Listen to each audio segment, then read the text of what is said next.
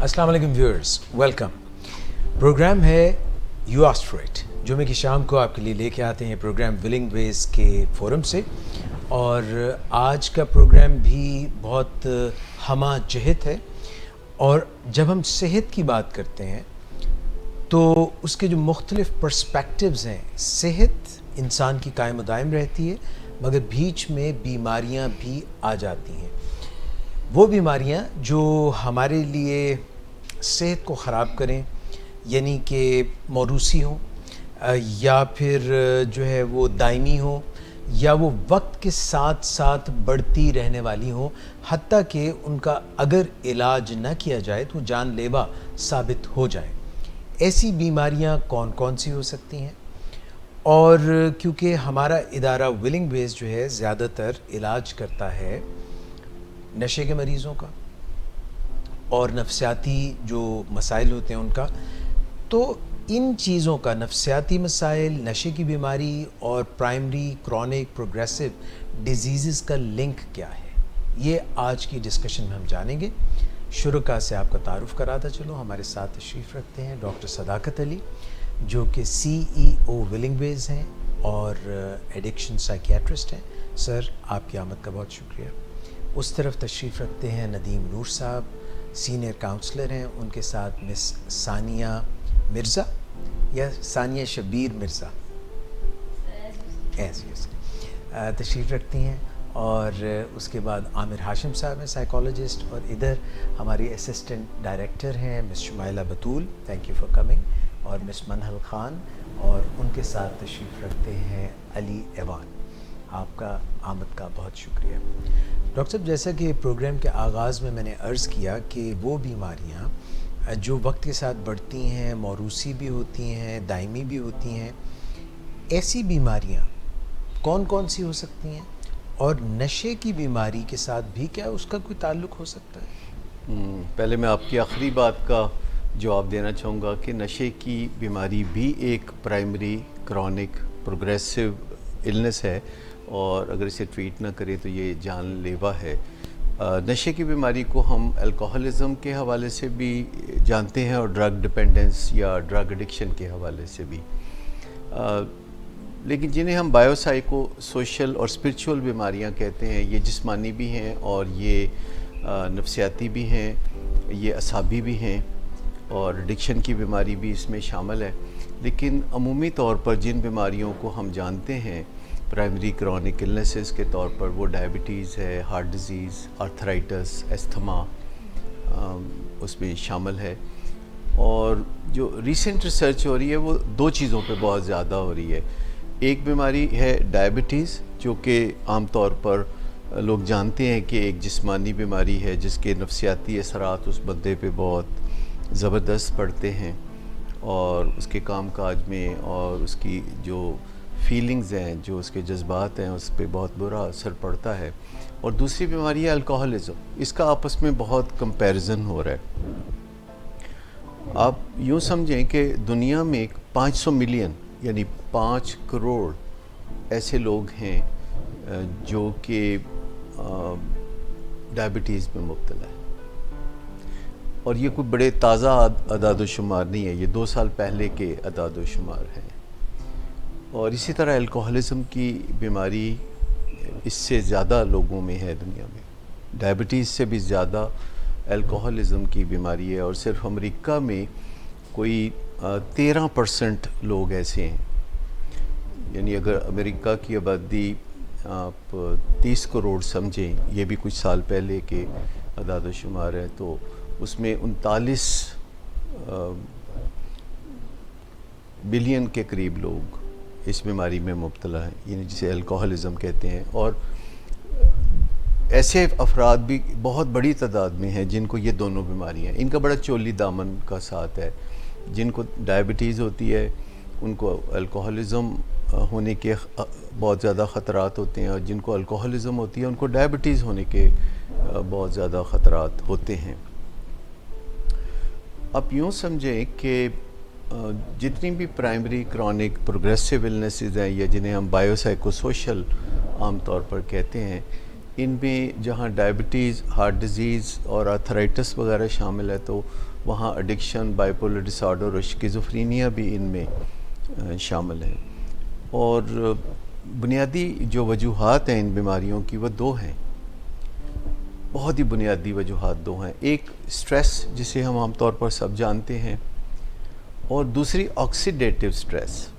اچھا، oxidative stress شاید تھوڑا لوگوں کو اس سے اجنبیت لگتی ہو، کیونکہ یہ آکسیڈیٹیو اسٹریس جو ہے یہ ہماری اس اسٹریس سے مختلف ہے جو کہ سب لوگ جانتے ہیں کہ ٹینشن بڑی ہو رہی ہے، بے چینی ہے، اسٹریس ہے. آکسیڈیٹیو اسٹریس جو ہے وہ ہمارے جسم کے اندر پیدا ہونے والی اسٹریس ہے، اور یہ اندرونی طور پر بھی پیدا ہوتی ہے جسم میں، اور بیرونی عوامل بھی ہیں جو آکسیڈیٹیو اسٹریس پیدا کرتے ہیں. Oxidative stress, oxidative stress actually ہمارے جسم میں آکسیجن کے ساتھ ہمارا جو رشتہ ہے وہ تو آپ سب بہت اچھی طرح سمجھتے ہیں، اور ہمارا جسم آکسیجن کو استعمال کرتا ہے اور اس کے بغیر ہم زندہ نہیں رہ سکتے. لیکن مزے کی بات یہ ہے کہ جتنی آکسیجن ہم ٹوٹل استعمال کرتے ہیں اس میں سے 20% صرف ہمارا دماغ استعمال کرتا ہے، اور 80% ہمارا باقی کا جسم استعمال کرتا ہے. دماغ بھی جسم ہوتا ہے، حالانکہ ہمارے دماغ کا وزن کوئی 1 کلو سے کچھ زیادہ ہوتا ہے، جبکہ ایک ایوریج بالغ کا جو وزن ہوتا ہے وہ 70 کلو ہوتا ہے. تو آپ اندازہ کریں کہ جو ریشو ہے وزن کی دماغ کے ساتھ اور جسم کے ساتھ وہ تو 1 اور 70 کی ہے، لیکن جو آکسیجن کا استعمال ہے وہ صرف دماغ 20% کرتا ہے، جس سے کہ جو آکسیڈیٹیو اسٹریس ہے اس کے خطرات دماغ کے لیے اور بھی زیادہ ہیں. اچھا، آکسیڈیٹیو اسٹریس اس پروسیس کی وجہ سے ہوتی ہے جو ہمارے جسم میں آکسیجن کا استعمال جب ہوتا ہے، اور اگر ہمارے لائف سٹائل میں خرابیاں ہوں یا بہت سے دیگر عوامل بھی ہیں جن کی وجہ سے، جیسے ہماری ڈائٹ صحیح نہ ہو، یا ہمیں ویسے بہت سٹریسز ہوں اور ہم ایکسرسائز کرنے والے نہ ہوں، سگریٹ پیتے ہوں یا شراب پیتے ہوں، تو آکسیڈیٹیو سٹریس بہت زیادہ ہو جاتی ہے. الٹرا وائلٹ ریڈیشن کا سامنا ہو تو تب بھی آکسیڈیٹیو سٹریس بہت زیادہ ہو جاتی ہے. گرمی سے بھی، پولیوشن سے بھی، ان تمام چیزوں سے آکسیڈیٹیو سٹریس زیادہ ہوتی ہے. وائرل انفیکشن یا بیکٹیریل انفیکشنز ہوں تو اس سے بھی آکسیڈیٹیو سٹریس بڑھ جاتی ہے. تو آکسیڈیٹیو سٹریس ہے کیا؟ آکسیڈیٹیو سٹریس یہ ہے کہ جب ہمارے جسم میں آکسیجن ایک میٹابولزم میں کام کرتی ہے اور آکسیجن کام آتی ہے، تو یہاں ایک مسئلہ بعض اوقات پیدا ہو جاتا ہے کہ فری ریڈیکلز پیدا ہوتے ہیں. فری ریڈیکلز، فری ریڈیکلز آپ سمجھ دیں ایسے کیمیکلز ہیں جو آکسیجن میٹابولزم کے دوران خام خواہ پیدا ہوتے ہیں. ان میں آپ یوں سمجھے کہ ادھورا پن ہوتا ہے، یہ کنگلے کوارے قسم کے کیمیکلز ہوتے ہیں، اور یہ خام خواہ ہیلدی ٹیشوز کے ساتھ جڑتے ہیں کچھ اٹیکنگ پوزیشن میں، جیسے سیل والز کے ساتھ، یا جسم میں جو خلیوں کے اندر انرجی پیدا کرنے کا نظام ہے یہ ان کے ساتھ چمٹنے کی کوشش کرتے ہیں. یہ فری لوڈر قسم کے ہوتے ہیں، یہ خام خواہ چمٹتے ہیں، اور ان کا تدارک کرنے کے لیے بھی جسم میں بندوبست ہے، اور ان کا تدارک عام طور پر اینٹی آکسیڈنٹس کے ذریعے ہوتا ہے. آپ نے اینٹی آکسیڈنٹس کا نام بہت زیادہ سنا ہوگا. اینٹی آکسیڈنٹس وٹامنس میں بھی کچھ وٹامن ہیں جیسے اے، ڈی، سی، تو یہ بہت اینٹی آکسیڈنٹ ہیں. اس طرح جو پلانٹ کنگڈم سے چیزیں ہم استعمال کرتے ہیں جیسے کہ سبزیاں اور پھل، تو ان میں بہت اینٹی آکسیڈنٹس ہوتے ہیں. تو یہ جو کنگلے کوارے کیمیکلز جنہیں ہم فری ریڈیکلز کا نام دے رہے ہیں، جب یہ ہماری ہیلدی ٹیشوز کے ساتھ جڑ کے ان کو نقصان پہنچانے کی کوشش کرتے ہیں، کیونکہ ان کے اندر کچھ ایسی ساخت کی کمزوری ہوتی ہے، ایک ایسا ادھورا پن ہوتا ہے جو دوسروں کے ذریعے یہ ادھار لے کے کوئی نہ کوئی الیکٹرونز وہ پورا کرنے کی کوشش کرتے ہیں. تو اینٹی آکسیڈنٹس یہاں اپنی قربانی دیتے ہیں کہ وہ ہماری ہیلدی ٹیشوز کو بچاتے ہیں اور اپنا آپ سونپ کر فری ریڈیکلز کو ہمیں ہیلدی رکھتے ہیں. اور پھر یہ جو فری ریڈیکلز ہیں ان کو ہٹا دیا جاتا ہے، جسم میں ایک جھاڑو پھرنے کا نظام ہے. تو یہ ایک بیلنس ہے جو قائم رہتا ہے کہ ہر روز ہمارے جسم میں اندرونی طور پر فری ریڈیکلز بھی پیدا ہوتے ہیں. اگر ہم کوئی تھکاوٹ کا شکار ہوں تب بھی ہوتے ہیں، انفیکشن ہو تو تب بھی ہوتے ہیں، اور اینٹی آکسیڈنٹس پھر اپنا کام کرتے ہیں اور روز کے روز جھاڑو پھیر کے تو ان کو صاف کرتے ہیں. اور اگر ایسا نہ ہو تو یہ بیلنس خراب ہو جاتا ہے، جس کے نتیجے میں پھر ڈائبٹیز، ہارٹ ڈیزیز، کینسر یا اس طرح کی بیماریوں کی راہ ہموار ہوتی ہے. اور وہ اس طرح ہوتا ہے کہ جس بندے کی جینز میں جو بھی لکھا ہو، جینز میں کچھ لکھا ہوتا ہے تو وہ اس کے مطابق جب کمزوری ابھر کر سامنے آتی ہے تو وہ بیماری بھی پھر منظر عام پر آ جاتی ہے. سر آپ نے کافی ساری نئی ٹرمینالوجی آج ہمیں بتائی ہے، جس میں کہ آپ نے آکسیڈیٹیو سٹریس کا پہلے ذکر کیا، فری ریڈیکلز کا ذکر کیا، پھر اس کے بعد اینٹی آکسیڈنٹس کا ذکر کیا. یہ جو سارا معاملہ ہے آکسیڈیشن کا اور آکسیجن کے بریک ڈاؤن ہو جانے کا اور کنگلے کوارے قسم کے جو آکسیجن بن جاتی ہے، یہ خلیے کے اندر ہو رہا ہوتا ہے؟ یہ کس لیول پہ؟ خلیوں کے باہر. آپ یوں سمجھیں کہ یہ ٹیشوز میں خلیوں کے باہر ہو رہا ہوتا ہے. یعنی جو سیلز ہیں، ہیومن سیلز ہیں، ان کی جو وال ہے وہ جو ان کو پروٹیکٹ کر رہی ہوتی ہے، اس وال پہ ان فری ریڈیکلز کا یعنی اٹیک ہوتا ہے، جس سے کہ یہ والز ولنریبل ہو جاتی ہیں. ان والز کو نقصان ہو سکتا ہے، جیسے کہ ہم اپنے گھروں کے ارد گرد والز بناتے ہیں تو وہ اس وجہ سے ہوتا ہے کہ باہر سے کوئی اندر نہ آ سکے ہمیں نقصان پہنچانے کے لیے. لیکن اگر ہماری دیوار کہیں سے ٹوٹ پھوٹ کا شکار ہو تو یہ خطرہ پیدا ہو جاتا ہے کہ کوئی حملہ آور آ سکتا ہے. اسی طرح ہمارے جو خلیے ہیں ان کے ارد گرد بھی، جیسے ہمارے پورے جسم کے ارد گرد ایک سکن ہوتی ہے، تو یہ بھی اس لیے ہوتی ہے کہ باہر سے کوئی چیز اندر پینیٹریٹ نہ کرے. اندر سے اگرچہ پسینہ باہر جا سکتا ہے پر انسانی سکن میں باہر سے کوئی چیز اندر نہیں جا سکتی. تو اسی طرح پھر ہر خلیہ، جو اربوں خربوں پتہ نہیں کتنے خلیے ہیں ہمارے جسم میں، ہر ایک کی ایک وال ہوتی ہے اور اس وال کا تحفظ بہت ضروری ہے کہ انفرادی طور پر وہ سیل اسی طرح محفوظ رہ سکتا ہے. اور ایسی بہت ساری چیزیں جو لائف سٹائل کی خرابی سے تعلق رکھتی ہیں. اس میں سب سے مضر جو چیز مانی جاتی ہے یہ فری ریڈیکلز پیدا کرنے کے حوالے سے تو وہ سموکنگ ہے. کہتے ہیں کہ 2 پف سگریٹ کے بھی اگر آپ کوئی بندہ لے گا تو میئربل فری ریڈیکلز پیدا ہو جائیں گے. تو سر یہ جو سگریٹ پیتے ہیں وہ تو کہندے نے کہ وہ کٹنے جڑے آخری سگریٹ رہ جاتے ہیں. ہاں، وہ ایک خاتون کو کہہ رہا تھا کہ اماں جی سگریٹ جڑا تسی پیندے ہو نا، اے آہستہ آہستہ موت دی طرف لے جاندہ ہے سگریٹ. تو اماں جی نے کہا کہ مینوں بھی کوئی کالی نہیں، کوئی جلدی نہیں. سر فری ریڈیکل تو آپ نے فیکٹرز بتائے کہ کن وجوہات پہ ہوتے ہیں. اینٹی آکسیڈنٹ بھی ہماری باڈی بناتی ہے یا ہمیں باہر کوئی ایکشنز کرنے ہیں؟ اینٹی آکسیڈنٹس ہماری باڈی خود بھی بناتی ہے. جیسے ہماری باڈی خود بھی فری ریڈیکلز بنا رہی ہوتی ہے اپنی فنکشننگ سے، لیکن ہمارے لائف سٹائل کی خرابی سے وہ فری ریڈیکلز بہت بڑھ رہے ہوتے ہیں. تو اینٹی آکسیڈنٹس ہماری باڈی بھی بناتی ہے، پھر ہمیں یہ باہر سے سبزیوں اور پھلوں سے بھی ملتے ہیں، وٹامن سے ملتے ہیں، اور ہمیں ایسی غذا لینے سے بڑا فائدہ ہوتا ہے کہ جو روز کے روز ہمارے فری ریڈیکلز کو اینٹی آکسیڈنٹس جو ہیں وہ تباہ کر دیں اور ہم محفوظ ہو جائیں. اور یہ ایک بیلنس ہے جو ہمیں پازیٹیو اپنے حق میں قائم رکھنا ہوتا ہے. جی میں یہ پوچھنا چاہتا ہوں کہ آکسیڈیٹیو سٹریس کی وجہ سے یہ جو سارا کام خراب ہو رہا ہوتا ہے، اس کو ٹھیک کرنے کی جو فری ریڈیکلز بن رہے ہیں اور جو آپ نے کہا ہے کہ اینٹی آکسیڈنٹس ہونے چاہیے، چابی کہاں ہے؟ اگر وہ چابی کھو جائے تو کیا ہمارے دماغ پہ، ہمارے جسم پر، ہمارے دماغ کے خلیوں پر، ہمارے جسم کے مختلف ٹیشوز پر برے اثرات پڑیں گے؟ اچھا، کنجی جو ہے وہ آکسیڈیٹیو سٹریس کو سمجھنے میں ہے. جیسے کہ اگر ہم اپنی سٹریس کو مینیج کرنا چاہتے ہیں تو پھر سٹریس کو سمجھنا پڑتا ہے، جو کہ ہمارے اعصاب پہ ایک بے چینی کا سا بوجھ پڑتا ہے تو اس کو ہم سٹریس کہتے ہیں.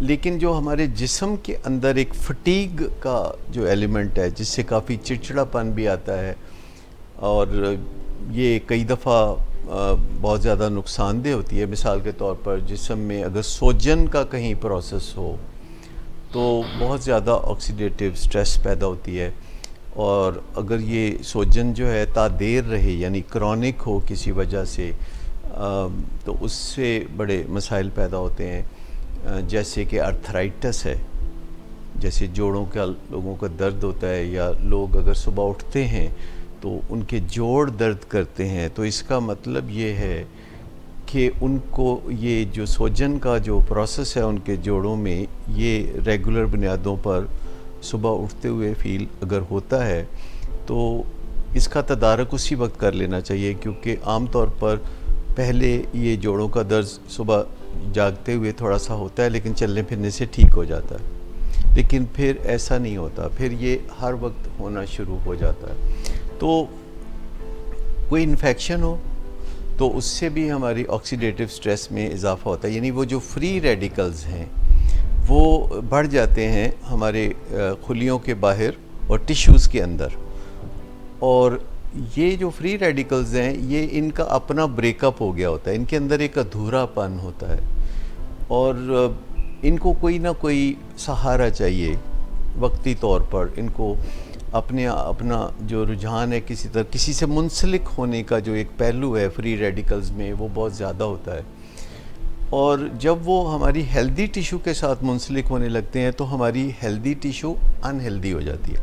یہاں جو اینٹی آکسیڈنٹس کا رول ہے وہ بہت اہم ہے, اور ہمارے جسم خود بھی اینٹی آکسیڈنٹ ضرورت کے مطابق پیدا کرتا ہے, لیکن اگر ہم کانشیسلی اینٹی آکسیڈنٹ جسم کو پہلے سے ہی مہیا کر دیں, ریڈی میڈ اینٹی آکسیڈنٹ جیسے لوگ وٹامن لیتے ہیں یا جو بیریز ہیں بلو بیریز یا اس طرح کی چیزوں میں یہ بہت اینٹی آکسیڈنٹ ہوتی ہیں, تو ان کے اندر پھر ایک صلاحیت ہوتی ہے قربانی دینے کی. اینٹی آکسیڈنٹ کے جو مالیکول ہیں یہ قربانی اپنی دے کے ہمیں بچا لیتے ہیں, جیسے ہماری آرمڈ فورسز جو ہیں ہمارے لیے قربانی دے کے تو ہمیں بچا لیتی ہیں, تو اسی طریقے سے یہ ہماری آرمڈ فورسز ہیں, اور یہ جسم کے اندر یہ جو ایک ٹاکسنز کا نظام پیدا ہوتا ہے اس ٹاکسنز کو وائپ آؤٹ کرنا, اس ٹاکسنز کو ساتھ ساتھ نپٹاتے جانا ان اینٹی آکسیڈنٹس کا کام ہے.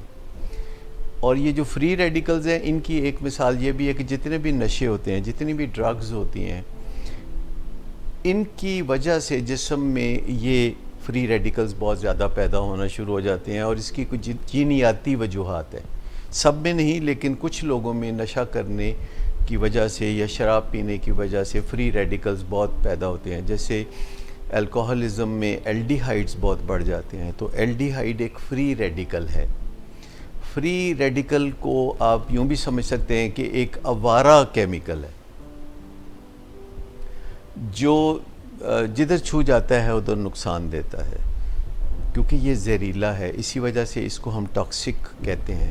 اسی وجہ سے جو لوگ شراب کے نشے میں دھت نظر آتے ہیں تو ہم ان کو انٹاکسیکیٹڈ کہتے ہیں. جو ڈرنک ہوتے ہیں, بعض اوقات لوگ سمجھتے ہیں کہ یہ سو رہے ہیں, تو جو ڈرنک ہوتے ہیں وہ سو نہیں رہے ہوتے, وہ انٹاکسیکیٹڈ ہوتے ہیں, وہ ٹاکسک سٹیٹ میں ہوتے ہیں. وہ ٹاکسک سٹیٹ میں ہوتے ہیں, یعنی ان کے جسم میں ایک ایمرجنسی کی کیفیت ہوتی ہے. اور اگر آپ جانتے ہیں اچھی طرح سے, یقیناً آپ ڈاکٹر ہیں, تو کیٹو ایسیڈوسس جو ڈائبٹیز میں ایک کنڈیشن ہوتی ہے تو وہ بھی ایک ٹاکسک کنڈیشن ہے. اس میں بھی فری ریڈیکلز ہوتے ہیں, کیٹونز ہوتے ہیں جو کہ انسان کو مدہوش کر دیتے ہیں.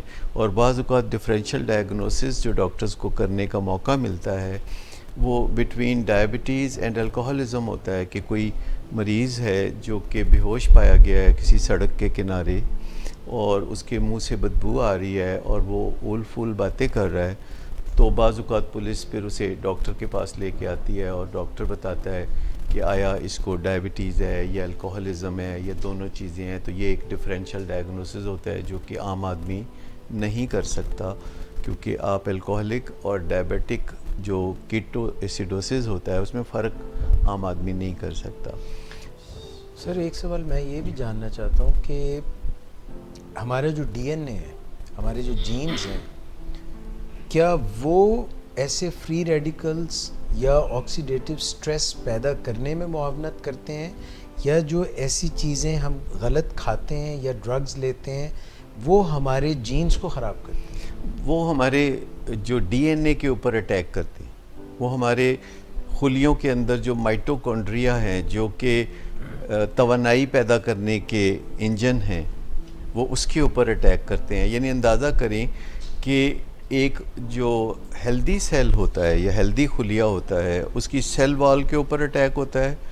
اس کامیاب اٹیک کے بعد جب سیل وال جو ہے ولنریبل ہو جاتی ہے، پورس ہو جاتی ہے اور انٹیکٹ نہیں رہتی پوری طرح سے، تو پھر مائٹوکونڈریا پہ اٹیک ہوتا ہے جس سے کہ ہماری توانائی کا نظام متاثر ہوتا ہے اور ہم کرونک فٹیگ میں رہنے لگتے ہیں.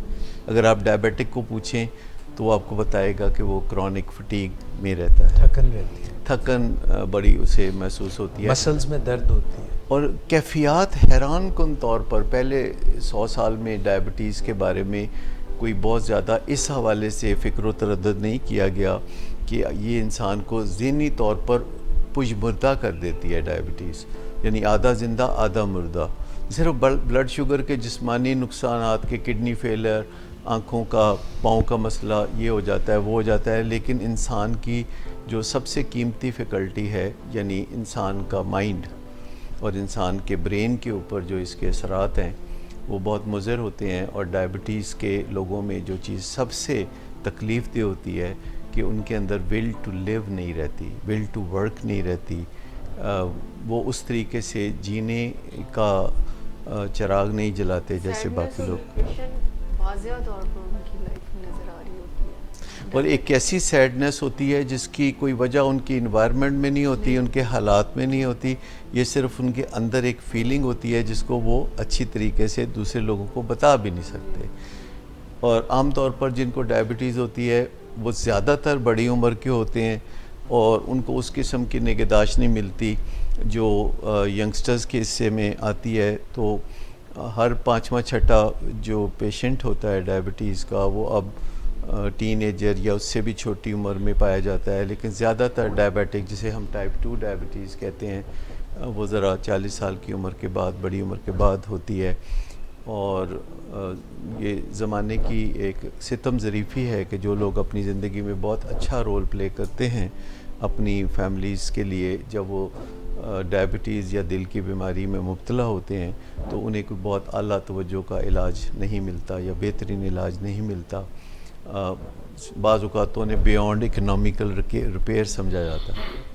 سر اس میں سوال ہے کہ جب آپ فیملی کا ذکر کر رہے ہیں تو اکثر اوقات دیکھا جاتا ہے اگر کرونک بیماری کسی پیشنٹ کو ہے جیسے کہ ڈائبٹیز یا کوئی ڈرگ ایڈکشن کا پرابلم ہے تو فیملیز بھی اپنے آپ کو ایک بیک سٹیپ پہ لے جاتی ہے اور اپنی صحت، اپنے ہائیجین، اپنے بزنس، ان چیزوں کا خیال رکھنا کم کر دیتے. کیا اس سے بھی پیشنٹ پر امپیکٹ کوئی پڑتا ہے اور فیملی کے اپنے بھی روگوں میں اضافہ ہوتا ہے اس سے؟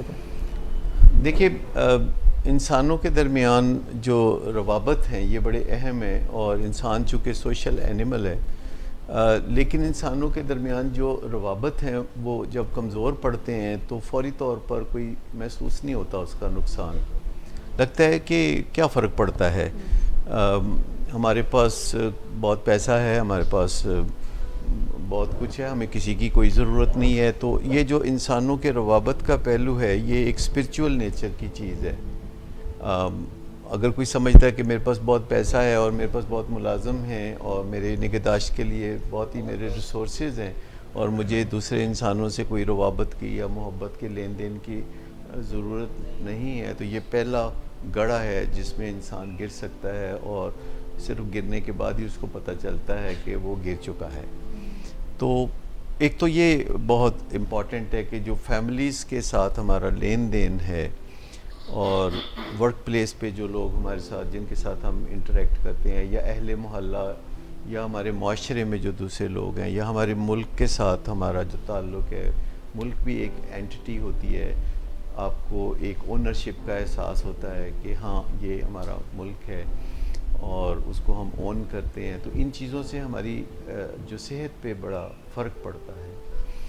لیکن جب کوئی بیمار ہوتا ہے بڑی عمر میں جیسے 60 یا 65 سال کی عمر میں تو لوگ اس کو بہت ہی نیچرل سا سمجھتے ہیں کہ اب اور کیا ہونا ہے، اب یہی ہونا ہے نا. جبکہ ویسٹ میں اور امریکہ میں اب بڑی عمر 60-65 کو نہیں سمجھا جاتا، وہاں بڑی عمر اب 85, 90 اور 95 کو سمجھا جاتا ہے. اور جو ریٹائرمنٹ کا تصور ماضی بعید میں آپ سنتے تھے کہ لوگ ریٹائر ہوں گے یا کچھ ایسی چیز ہوگی، تو اس کی بنیادی وجہ خرابی صحت تھی کہ لوگ عموماً 60 سال کی عمر تک پہنچتے پہنچتے صحت ہی اتنی خراب ہو جاتی تھی. تو اس کے نتیجے میں ریٹائرمنٹ کا کانسیپٹ سامنے آیا تھا. تو اب تو بہت لوگ ایسے ہیں جو 80, 85, 90 سال کی عمر تک بہترین فنکشنلٹی میں ہوتے ہیں، اور ریٹائرمنٹ کا تصور آبسلیٹ ہوتا جا رہا ہے، اور لوگ پہلے کیریئر اور پھر دوسرے کیریئر اور پھر تیسرے کیریئر کی باتیں کرتے ہیں. بعض اوقات تو لوگ چوتھے کیریئر کی بھی باتیں کرتے ہیں. صاحب ورزش جب ہم کرتے ہیں تو اس کی وجہ سے بھی ٹیشوز میں توڑ پھوڑ ہوتی ہے، اس کی وجہ سے بھی کوئی سوجن ہوتی ہے، وہ کیا اچھی ہے یا بری ہے؟ بہت ہی اہم سوال آپ نے کیا ہے. ورزش کرتے ہوئے بھی ہمارے جسم میں آکسیڈیٹو سٹریس پیدا ہوتی ہے، اور یہ اچھی قسم کی آکسیڈیٹو سٹریس ہے جو ٹیمپریری سی پیدا ہوتی ہے. یعنی جب آپ ورزش شروع کرتے ہیں تو ابتدائی 2-4 دنوں میں ہوتی ہے، جسے کہتے ہیں کہ کھلیاں پڑ گئی ہیں. اس کی حد کو سمجھنے کی ضرورت ہے. آپ کی باڈی آپ کو اندر سے بتاتی ہے کہ آپ حد کراس کر رہے ہیں، شوق میں آپ ضرورت سے زیادہ ورزش کر رہے ہیں.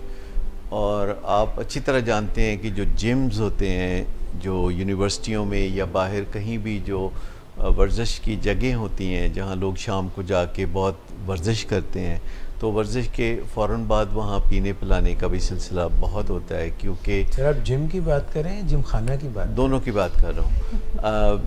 جو ورزش کی جگہیں ہیں جہاں لوگ جا کے بہت ریگرس ایکسرسائز کرتے ہیں، اور وہ ایک آکسیڈیٹو سٹریس ہے جو کہ وہ پہلے پیدا کرتے ہیں اور اس کے بعد الکوہل سے اس کو ریلیو کرتے ہیں. Does it help? نہیں، اٹ ڈزنٹ ہیلپ، بٹ اچھا بہت لگتا ہے. بہت ساری چیزیں ہیں جو کہ ہماری مدد نہیں کرتی پر ہمیں اچھی بہت لگتی ہیں. مثال کے طور پر مٹھائیاں، وہ ہمیں بہت اچھی لگتی ہیں، ہماری کوئی مدد نہیں کرتی مٹھائیاں. اسی طریقے سے فیٹس، جو چکنائی والی چیزیں ہیں، دیسی گھی کے پراٹھے، مطلب یہ چیزیں ہماری مدد نہیں کرتی ہیں پر ہمیں اچھی بہت لگتی ہیں. اسی طرح ڈرگز، یہ چیزیں ہماری مدد نہیں کرتی پر یہ ہمیں فیلنگز بہت اچھی دیتی ہیں.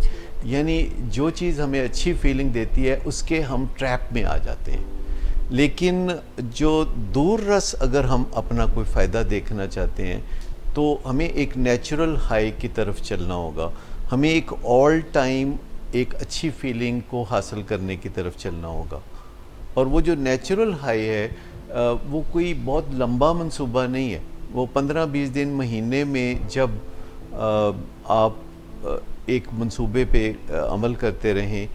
یعنی 4 پہلو ہیں جن کو آپ بہت غور سے اگر آپ دیکھیں کہ اپنی ڈائٹ کو صحیح رکھیں، اپنی فزیکل ایکٹیویٹی کو صحیح رکھیں، اور اس میں ایسی ایکسرسائز نہ کریں کہ جو کہ آپ کے اندر پٹھوں کو یا ہڈیوں کو یا جوڑوں کو کوئی ڈیمیج کرے، اور اپنے آپ کو فکروں سے آزاد رکھیں.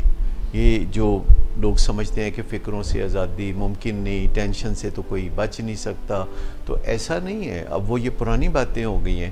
اگر آپ چاہیں تو آپ فکروں سے آزادی حاصل کر سکتے ہیں، اور بہت ساری آپ فکروں سے آزادی حاصل کرنے کے لیے کچھ متس کو توڑنا ضروری ہے. جیسے ماں باپ بچوں کو کہتے ہیں کہ تمہارے امتحان نزدیک آ گئے ہیں تو تم کوئی امتحان کی فکر کرو. تو امتحان کی فکر نہیں کرو، تم پڑھائی کرو. یعنی اسی طریقے سے کئی لوگ یہ بات بھی کہتے ہیں کہ جی آخرت کی فکر کرنی چاہیے. میں کہتا ہوں آخرت کی فکر کرنے کی بجائے اس دنیا کی فکر کرنی چاہیے کہ آپ کے ہاتھوں کوئی غلط کام نہ ہو. کیونکہ جب آپ غلط کام ہی نہیں کریں گے تو پھر آپ کو آخرت کی فکر کی بھی ضرورت نہیں ہوگی. کیونکہ آپ دنیا میں اب اچھے کام کریں گے تو پھر اس کے نتیجے میں آپ کی آخرت بہتر ہوگی. اور اگر بیٹھ کے آپ صبح دوپہر شام یہ کہتے رہیں کہ مجھے آخرت کی بہت فکر ہے، یا یہ سوچتے رہیں کہ میرا کیا بنے گا آخرت میں، لیکن عملی طور پر دنیا میں اپنے جو فرائض منصبی ہیں ان کی طرف توجہ ہی نہ دیں، تو یہ تو چیز ورک نہیں کرے گی. آپ صرف سکور بورڈ کی طرف اگر دیکھتے رہیں اور بال کی طرف نظر نہ رکھیں تو میں سمجھتا ہوں کہ اس سے مسئلہ حل ہونے والا ہرگز نہیں ہے.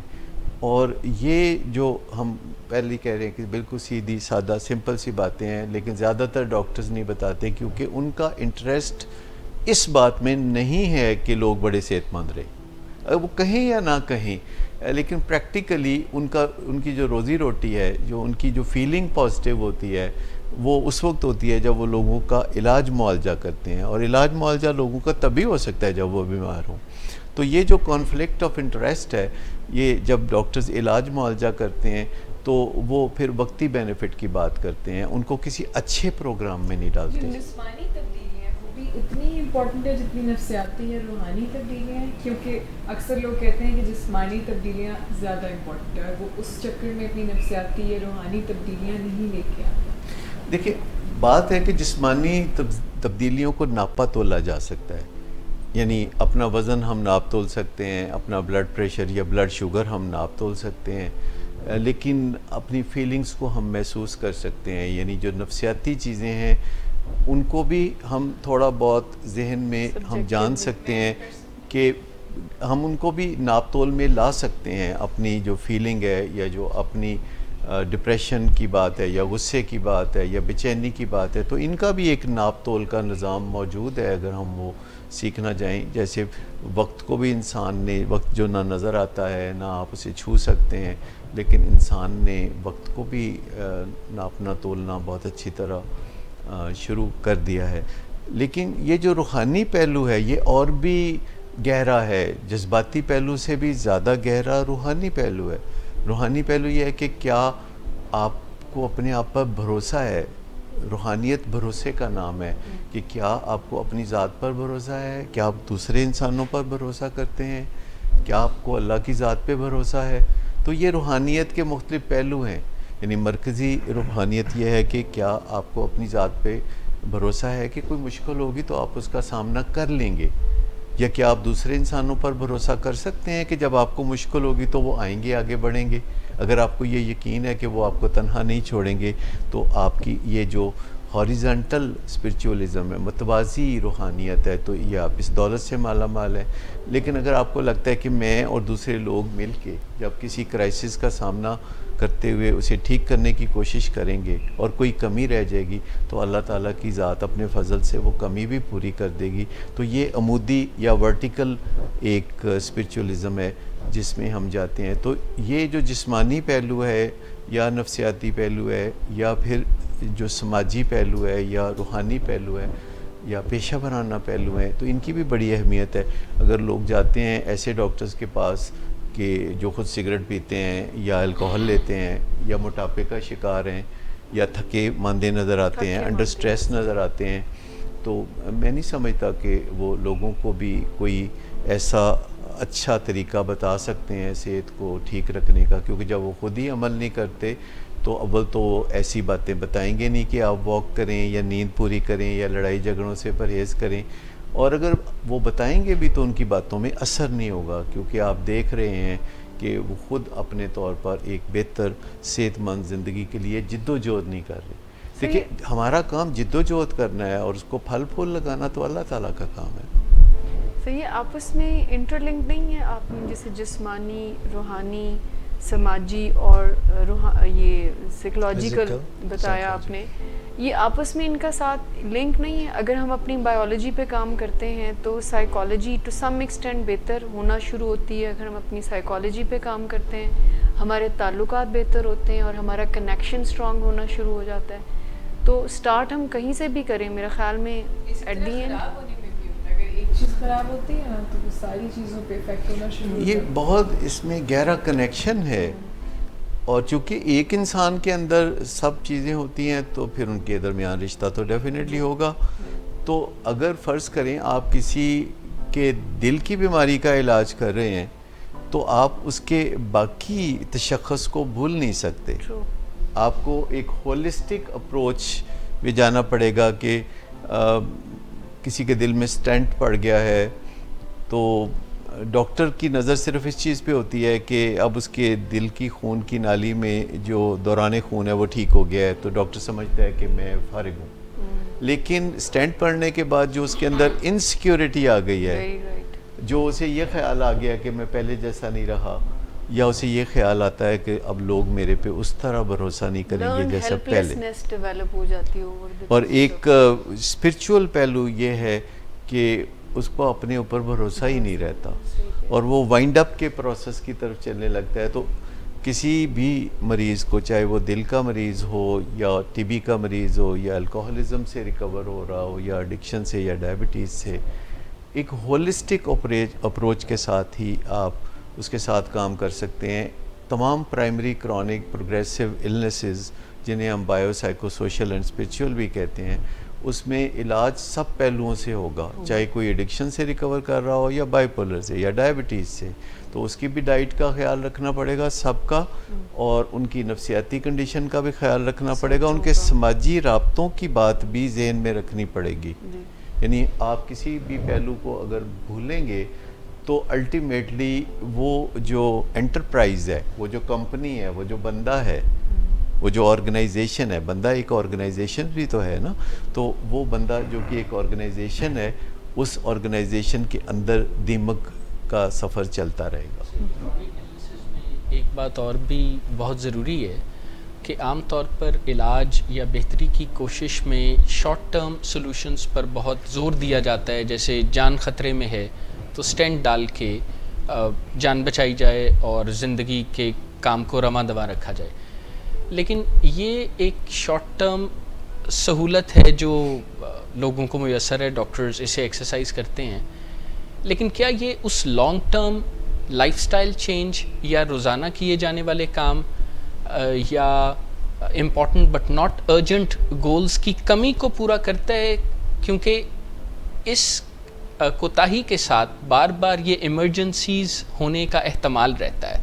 اگر آج کسی کو ہارٹ اٹیک ہوا ہے, اگر آج کسی کا جھگڑا ہوا ہے, اگر آج کسی کو ذہنی کیفیات کی خرابی کی وجہ سے نشے کی ولنریبلٹی کا سامنا ہے, تو وقتی طور پر تو اسے کسی زبردست ٹریٹمنٹ کے ذریعے آج اس کا اچھا گزارا جا سکتا ہے. But what about the long term approach to handle the problem? If the problem is chronic تو کیا اپروچ بھی ان ٹائم لمبے عرصے تک نہیں چلے گی؟ یہ سب سے اہم بات ہے. جب کسی کو دل کا دورہ پڑتا ہے اور اس کے نتیجے میں اسے اسٹینٹ پڑتے ہیں تو یہ ایک سائنس کی بہت بڑی میریکل ہے. یعنی عام لوگ اچھی طرح نہیں جانتے کہ یہ کتنی بڑی ایکسپرٹیز ہے جب کسی کے دل میں بغیر سینے کو کھولے اسٹینٹ ڈال دیا جاتا ہے. ہیونگ سیڈ دیٹ, یہ بات بھی یاد رکھنی چاہیے کہ جب خون کی نالی دل میں بند ہوتی ہے تو اسٹینٹ ڈالنے سے فوری خطرہ جو جان کو ہے وہ ٹل جاتا ہے, لیکن لائف سٹائل چینج لازمی ہے. اور یہ جو ڈاکٹر کہتے ہیں کہ آپ کو اسٹینٹ پڑ گیا ہے اور آپ پھر سے جوان ہو گئے ہیں, جائیں آپ ایک اور شادی کر لیں, اور اس طرح کی مزاحیہ باتیں کرنے کی کوشش کرتے ہیں, تو ایسے بندے کو ضرورت یہ ہوتی ہے کہ وہ چاروں پہلوؤں پر توجہ دے, چاروں پہلوؤں پر توجہ دے. اور لائف سٹائل, جسے ہم انٹینسو لائف سٹائل چینج کہتے ہیں, کہ وہ فزیکلی ایکٹیو ہو, وہ اپنی نیند پوری کرے, وہ فکروں سے آزاد ہو, اس کی ڈائٹ صحیح ہو.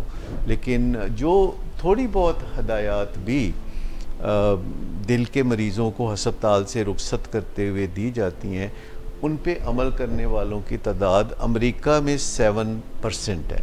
اب پاکستان میں آپ خود اندازہ لگا لیجیے. اسی طرح جب کوئی ری ہیب میں سے جاتا ہے تو وہ بھی ایسی ہی بات ہے کہ جس کو کسی کو اسٹینٹ ڈالا ہے, لیکن لائف سٹائل چینج جا کے تو صحیح رکھنا مینڈیٹری ہے. اس کو بھی وہی 4 بنیادی باتوں پر توجہ دینے کی ضرورت ہے کہ اس کی ڈائٹ صحیح ہو, وہ فکروں سے آزاد ہو, اس کی نیند صحیح ہو, اور وہ محبت کا لین دین لوگوں کے ساتھ کر سکے, اور وہ اینگر سے یا جھگڑوں سے یا فساد سے اپنی زندگی کو الگ کر لے, فارگیونیس میں جائے, دوسروں کو وہ معاف کرے اور دوسروں سے معافی کا طلبگار ہو. سب سے بڑی بات ہے کہ اپنی انا سے چھٹکارا پائے. یعنی آپ اندازہ کریں کہ اگر آپ اپنی تنہائی میں اپنی انا سے چھٹکارا پا لیتے ہیں اور آپ سوچ لیتے ہیں کہ آپ انا کے ساتھ زندگی نہیں گزاریں گے, تو یہ کافی بڑا پہلا سٹیپ ہوگا. لیکن اگر آپ تمام لوگوں کے سامنے بھی اس ارادے کا پکا اظہار کر دیں, مصمم ارادہ کر لیں کہ آپ اپنی انا نہیں لائیں گے بیچ میں, اور جو سلوشنز ہیں خاص طور پر مختلف جو کرائسس ہماری زندگی میں آتے ہیں، ہماری انا بعض اوقات بہت بڑی رکاوٹ بن جاتی ہے، ان کرائسس کو حل کرنے میں بہت ایک ہرڈل ہوتی ہے، تو اس سے ذرا بچنے کی ایگو کو کہا جاتا ہے it's a big daddy of addiction, سب سے بڑی ایڈکشن ہی ایگو کو اور اس وقت۔ یہ تمام پرائمری کرونک بیماریوں میں مزے کی بات ہے کہ جو بنیادی ڈھانچہ ہے، یعنی جن 4 چیزوں کی ہم بات کر رہے ہیں وہ ایک ہی ہے، اور چونکہ پیچھے وجہ بھی ایک ہی ہے، جنہیں ہم فری ریڈیکلز کہتے ہیں، جنہیں ہم کہتے ہیں کہ وہ ہمارے آکسیڈیٹیو سٹریس پیدا کرتے ہیں، اور جب یہ آکسیڈیٹیو سٹریس جو کہ جسم کے افعال سے پیدا ہوتی ہے، اور جب ہماری ذہنی سٹریس سے اس کا ملاپ ہو جاتا ہے، اور پیچھے ہماری جینز میں بھی یہ کوڈ لکھا ہوتا ہے، تو جو ڈیزاسٹر کا فارمولا ہے وہ اپنی تکمیل کو پہنچتا ہے۔ لائف اسٹائل چینج کے لیے ہم نے کچھ ایسے بتائی باتیں کہ اپنی ڈائٹ کا خیال رکھنا یا واک ایکسرسائز کرنا، ریلیشن شپس کو ہیلدی رکھنا، لیکن سم ٹائمز ایسا ہوتا ہے کہ انڈرسٹینڈنگ ہونے کے باوجود بھی اس چیز کے لیے انیشیٹو لینے میں ایک بیریئر آ رہا ہوتا ہے، تو اس بیریئر کو کیسے کراس کیا جائے؟ دیکھیے، سب سے پہلے تو ہمیں پتہ ہونا چاہیے کہ کیا کرنے کی ضرورت ہے، اور ہمارے اندر وہ تحریک ہوتی ہے، اور جب ہم اچھی طرح اس کے فوائد جان لیتے ہیں تو وہ تحریک آ جاتی ہے، پر اس کا مطلب یہ نہیں ہے کہ پھر ہم وہ کر بھی سکتے ہیں۔ یہ اگلا میجر سٹیپ ہے۔ دیکھیے، جیسے آپ کے پاس ول ہے تو پھر آپ کے پاس سکل بھی ہونے کی ضرورت ہے، پھر سوشل کیپٹل کے جیسے آپ کرنا چاہتے ہیں آگے چل کے، تو آپ ایسے لوگوں کے ساتھ ملنا جلنا شروع کریں جو وہ کر چکے ہیں۔ بہت ہی آسان ہے کہ جو کام آپ کرنا چاہتے ہیں، اگر کچھ لوگ آپ کے ارد گرد ہیں جو وہ کام کر چکے ہیں تو آپ ان کے قریب ہو جائیں گے۔ پھر آپ اپنا ایک گرو یا مینٹور یا ڈاکٹر کوئی چنتے ہیں جو کہ آپ کو قدم با قدم مشورے دے سکے، جو سچویشنل مشورے دے سکے، جس کو آپ فون کر کے پوچھ سکیں کہ اس سچویشن میں کیا کروں۔ پھر جیسے آپ بہت ساری سیل فون اپلیکیشنز استعمال کرتے ہیں، تو گڈ ہیلتھ پریکٹسز کے لیے بھی بہت ساری اپلیکیشنز موجود ہیں جو کہ فری میں ہیں، آپ اپنے یہ سیل فون میں ڈال سکتے ہیں اور ان سے آپ استفادہ کر سکتے ہیں۔ پھر ایسی جگہیں ہیں جہاں آپ اگر جائیں تو آپ کو کچھ نہ کچھ علم ملتا ہے، جیسے ولنگ ویز میں سیمینارز ہوتے ہیں بہت ریگولر بنیادوں پہ کہ اچھی عادتیں کیسے ڈیولپ کریں، گفت و شنید کیسے سیکھیں، تو اس طرح کی بہت ساری چیزیں ہیں۔ ان سیمینارز میں لوگ شرکت کر سکتے ہیں۔ جیسے ہم شوق سے میک ڈونلڈ جاتے ہیں کہ برگر کھائیں، آج ایک کے ساتھ ایک فری ہے، یا کوئی پیزا کھا لیں، تو ان چیزوں کے ساتھ ساتھ اپنی اچھی صحت کے لیے بھی بڑھ چڑھ کے حصہ لینا، یہ ہمارے لیے کافی کارآمد ہو سکتا ہے۔ کہ آپ نے بتایا کہ یہ چیزیں ہمیں فری میں ہیں، اور وہ تو بالکل ماننے والی ہیں کہ فری میں وداؤٹ کاسٹ ہم حاصل کر رہے ہیں۔ 2 چیزوں کے بارے میں آپ سے میں روشنی چاہتا ہوں کہ ایک پازیٹیو سوچ کتنا امپیکٹ رکھتی ہے آپ کی اوور آل ہیلتھ پہ، ذہنی صحت پر، جسمانی صحت پر، اور دوسرا یہ کہ جو آپ کے گرد و نواح میں سوشل کیپٹل آپ کا موجود ہوتا ہے، آپ کے ارد گرد میں لوگ جو موجود ہوتے ہیں، وہ کتنا کا آپ کو انفلوئنس کر رہے ہوتے ہیں؟ دیکھیے، پازیٹیو سوچ جو ہے وہ بہت فرق ڈالتی ہے۔ یعنی جب بھی آپ کسی کام کا ارادہ کرتے ہیں تو آپ کے ذہن میں پہلا خیال کیا آتا ہے؟ کیا آپ سوچتے ہیں کہ آپ کر سکتے ہیں، یا پہلا خیال ہے کہ آپ نہیں کر سکتے؟ میں چونکہ مینجمنٹ میں ہوں، گزشتہ کوئی 41 سال سے بھی زیادہ عرصہ ہو گیا ہے، تو میں دوسرے لوگوں کے ساتھ کام کرتا ہوں، تو جب میں انٹرویو کرتا ہوں تو میں نظریات پہ غور کر رہا ہوتا ہوں۔ کئی دفعہ میں پوچھتا ہوں نئے آنے والوں سے کہ اچھا آپ فلاں چیز کر سکتے ہیں، تو وہ کہتے ہیں میں وہ کر تو نہیں سکتا پر میں کر لوں گا، میں نے کبھی کی تو نہیں پر میں کر لوں گا، اور کوئی کہتا ہے کہ نہیں یہ تو میں نہیں کر سکتا۔ تو جب آپ کو کوئی شخص کہتا ہے کہ میں نہیں کر سکتا تو وہ ٹھیک کہہ رہا ہے، کیونکہ دکان بند ہے، اور جب کوئی آپ کو کہتا ہے کہ میں کر سکتا ہوں تو وہ بھی ٹھیک کہہ رہا ہے، کیونکہ اس نے دکان کھول لیا ہے۔ تو میں آپ کو یہ کہوں گا کہ جو پازیٹیو تھنکنگ ہے یہ ہماری زندگی میں بہت میجر ڈفرینس پیدا کرتی ہے۔ ہمیں دوسروں کے ارادوں کی نفی بھی نہیں کرنا چاہیے۔ اگر کوئی کہتا ہے کہ میں ایسا کر لوں گا، یا میں وزن کم کر لوں گا، یا میں سگریٹ چھوڑ دوں گا، تو ہمیں کبھی بھی نہیں یہ کہنا چاہیے کہ تم نہیں کر سکتے۔ ہمیں ہمیشہ یہ کہنا چاہیے کہ اللہ تمہیں توفیق دے، ہاں کیوں نہیں، تم کر سکتے ہو۔ یعنی جو پازیٹیو تھنکنگ ہے وہ آپ کو جیتا جاگتا رکھتی ہے, وہ آپ کو جد و جہد کے اندر رکھتی ہے.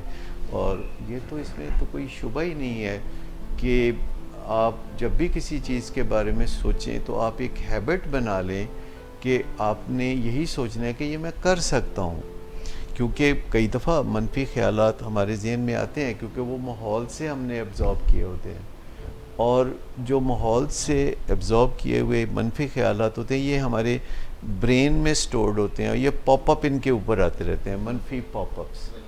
لیکن جب بھی ہمارے ذہن میں کوئی خیال آئے, جیسے اگر آپ کسی فلائٹ پہ جانے والے ہیں اور ایئرپورٹ کی طرف رواں دواں ہیں اور آپ کے ذہن میں خیال آتا ہے کہ کہیں آج جہاز کریش نہ ہو جائے, تو یہ بات پاپ اپ کی شکل میں آتی ہے برین سے, اور آپ کا ماسٹر مائنڈ کہہ سکتا ہے کہ کیوں آج ایسا کیا ہے, میں نے ایسا کیا کیا ہے کہ آج میرے جانے سے جہاز کریش ہوگا, جہاز تو بڑا سیف سفر ہے. تو یہ جو انرجی ضائع ہوتی ہے منفی سوچنے سے اور پھر بہت اپنے آپ کو سمجھانے بجھانے, ایئرپورٹ پہ آپ دیکھیں لوگ بے چینیوں کا شکار ہوتے ہیں, حالانکہ وہ بڑی انجوائیبل جگہ ہوتی ہے, ٹریولنگ بذات خود بہت انجوائیبل ہے. تو اپنی ٹیوننگ کرنا, جو آٹومیٹک نیگیٹو تھاٹس ہیں جن کو ہم آرٹس کہتے ہیں, ان پہ بھی کام کرنا چاہیے. لیکن 5 چیزیں ہیں جن پہ ہم مسلسل کام کر سکتے ہیں, اور ہمیں 5 میں سے کسی نہ کسی ایک پہ ہر وقت ضرور موقع ملتا ہے کہ اس پہ کام کریں. پہلی چیز ہے تھاٹ, کہ اپنے تھاٹ کی کوالٹی پہ کام کریں اور تھاٹ کو بہتر بناتے رہیں. دوسری چیز ہے موڈ, اپنے موڈ کو اسیس کرتے رہیں اور اس کو ایلیویٹ کرتے رہیں, ویل پاور کے ذریعے یا کسی اور ذریعے سے.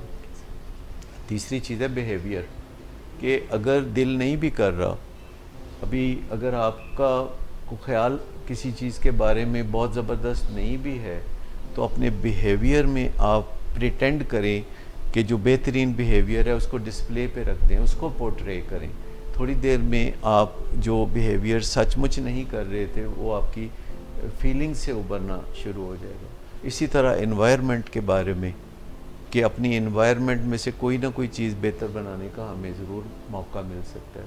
پھر اپنے سمٹمز کے بارے میں غور کریں کہ ہمارا کون سے سمٹمز ہیں جن پہ توجہ دینے کی ضرورت ہے یا جن کے علاج کی ضرورت ہے. ان کو پینڈنگ رکھنے کی بجائے علاج معالجے کی طرف توجہ دیں.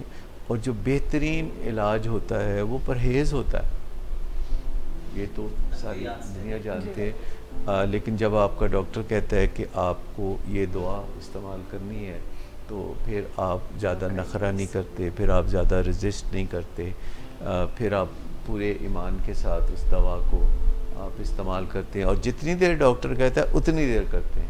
دنیا میں ان لوگوں نے بہت نقصان اٹھایا پچھلے 50 سال میں جنہوں نے ڈاکٹرز کی لکھی ہوئی دوا کو تادیر استعمال کیا. کسی بہانے کی وجہ سے انہوں نے اپنی زندگی میں بہت کچھ کھویا. سر اسپریچول ہیلنگ میں گریٹیٹیوڈ بھی کوئی رول پلے کرتا ہے؟ آپ نے فارگیونیس کی بات کی, لیٹ گو کی بات کی. میں آپ کو بتاؤں, اور گریٹیٹیوڈ کے کئی حصے ہیں. ایک تشکر کا حصہ یہ ہے کہ آپ کائنات کے مالک کے سامنے شکر گزار ہوتے ہیں کہ اس نے آپ کی زندگی میں اچھی صحت یا اچھی شہرت یا اچھے جذبات دیے ہیں یا اچھے خیالات دیے ہیں یا کوئی بھی چیز جو آپ کے ماحول میں اچھی ہے. پلس محض اس چیز کو محسوس کرنا بھی تشکر ہے. مثال کے طور پر اگر آپ کھانا کھا رہے ہیں اور آپ بڑی مہنگی مٹن کڑھائی اور آپ روغنی نان کھا رہے ہیں, لیکن اس دوران آپ اس کا اچھا ذائقہ محسوس ہی نہیں کر رہے, تو یہ تشکر نہیں ہے. تشکر یہ ہے کہ اگر انگور کا ایک دانہ آپ کھا رہے ہیں تو اس کا پوری طرح لطف اٹھانا تشکر ہے. یعنی محض ایک گلپنگ کرنا اور باتیں کرنے کی طرف توجہ رکھتے ہوئے کھانا یا ٹی وی دیکھتے ہوئے کھانا یا بیوی کو دیکھتے ہوئے کھانا, مطلب یہ سب جو ہے چیزیں ہمیں غور کرنے کی ہے کہ جس چیز سے ہمیں سب سے زیادہ لطف محسوس ہو اس طرح ہم اسے جب محسوس کرتے ہیں تو تشکر اس کو بھی کہتے ہیں. تشکر اپنی زبان پہ الحمدللہ کا لفظ رکھنا بھی تشکر ہے. یعنی رسم و رواج میں بھی تشکر ہوتا ہے. دوسرے لوگوں کو بھی تھینک یو کہنا, ہمارے ہاں تھینک یو کا کوئی رواج ہی نہیں ہے. ہمیں سوری کہنا, تھینک یو کہنا ہم ضرورت ہی نہیں سمجھتے. ہم چلتے چلتے کسی کے پاؤں پہ پاؤں بھی رکھ دیں تو تو ہم سوری کہنا ضروری نہیں سمجھتے، کیونکہ ہم کہتے ہیں خیر ہے ہو جاتا ہے. یعنی یہ جو چیز ہے ہمارے یہاں خیر ہے ایسا تو ہوتا ہے، کوئی فکر کی بات نہیں، فکر کی کوئی بات نہیں. بہت شکریہ آج کے پروگرام کے لیے، آپ سب کا بہت شکریہ. اور خواتین حضرات، پروگرام کا جو مقصد تھا اس کی طرف ایک دفعہ پھر سے ہم نگاہ دوڑائیں تو سٹریس ہوتا ہے، سٹریس جو آکسیڈیٹیو سٹریس بھی ہوتا ہے، اس سے بچنے کے کیا کیا طریقے ہیں، فری ریڈیکل جو ہمارے اندر بنتے ہیں، اور پھر کس طرح سے ہم اینٹی آکسیڈنٹس اپنی زندگی میں لا سکتے ہیں. یہ تھی ساری بات جو آج ہم نے پروگرام میں کی. اور جو ہم غلط رویے اور غلط عادات اور غلط طریقے اپناتے ہیں، کھانے پینے، اٹھنے بیٹھنے، جاگنے، سونے، ان سے ہماری زندگی میں خرابیاں آتی ہیں، بیماریاں آتی ہیں. اور جو بیج ہوتا ہے ڈی این اے میں، جو بیج ہوتا ہے خرابیوں کا، chronic primary, chronic progressive diseases کا، وہ پنپنے لگتا ہے. تو اسی پہ ہم نے آج سیر حاصل گفتگو کی. آپ کا بہت شکریہ. کسی اور پروگرام میں یہ بات کریں گے کہ جب دل میں سٹینٹ پڑ جاتا ہے تو کیا دل کا جانی بھی متاثر ہوتا ہے اور پیار محبت کو بھی کوئی ٹھیس پہنچتی ہے. یہ کسی اور پروگرام کے لیے رکھیں گے. آج کے پروگرام سے اجازت دیجیے، پھر ملیں گے. اللہ حافظ.